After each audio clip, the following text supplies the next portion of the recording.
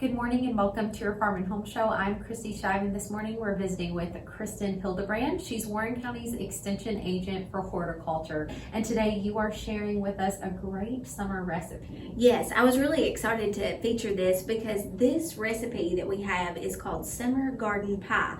Now, a lot of times when people think of pie, they think sweet, but this is actually a savory recipe that features all the summer vegetables that come either from the Kentucky garden or that you can find available locally through your local farmer's market. So it captures all the flavors of summer, I feel like. I just kind of want to run through like how you would make this at home. So first off, you do want to pick up some local ingredients. Like I said, you can do that from your own garden. I know that I was able to get the zucchini featured today from our own garden because it seems like summer squash and zucchini are just running out my ears right now, but you can certainly find that at your local farmer's market.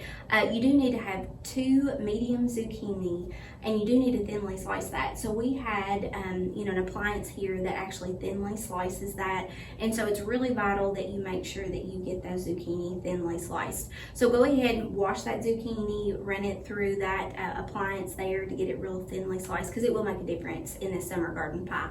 Now, first off, the first thing you do want to do is preheat your oven to 375 degrees, and then in a large skillet, you're going to take a tablespoon of butter, and in that you're going to add all your wonderful summer vegetables. So we actually chose an onion, a red onion. You only need about half of that. Go ahead and thinly slice that.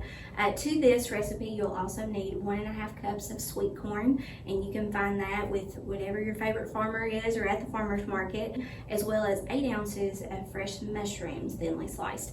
Now, when you get it all into the large skillet, you do want to cook that down about 5 minutes, just sauteing it. Stir it every so often so that way you get it nice and cooked. And I did actually add the lid to the pan so that way it could just cook down a little bit more.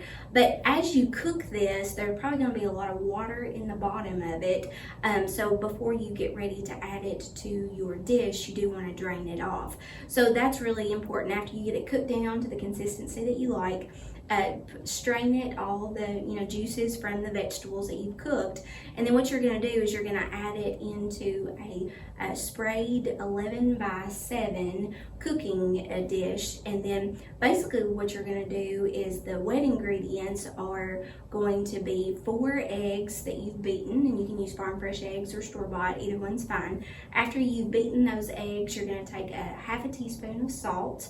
You're going to add that in, and then also add in a teaspoon of dried oregano, as well as a tablespoon of dried basil.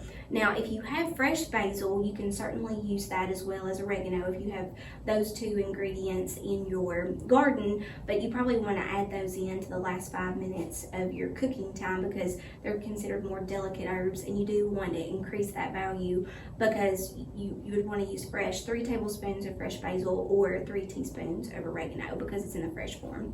But now to that dish, you're also going to add in 6 ounces of shredded mozzarella cheese, and that one is just going to make it look really, really nice all together. So basically, after you've whisked that up with a whisk, you're going to evenly pour that over your vegetables in your baking dish. And so what you're going to do next is that we ask that you cover it with foil and bake that in your 375 degree oven for about 20 minutes.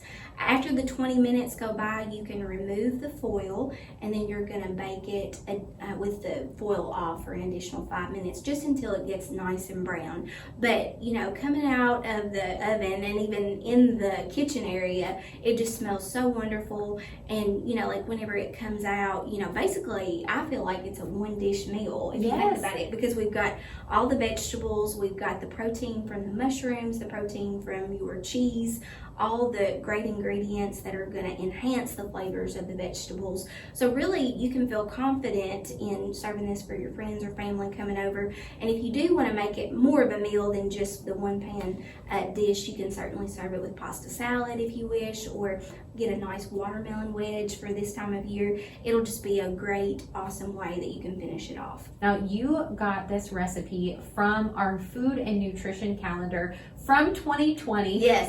But the food and nutrition calendar is an item that we receive each year from the nutrition education program. It's one of our favorite resources, Kristin. Yes. If you would like this recipe, be sure to ask your local extension office for the summer garden pie recipe from the 2020 food and nutrition calendar. Thanks for joining us today on the Farm and Home Show, and we'll see you next time.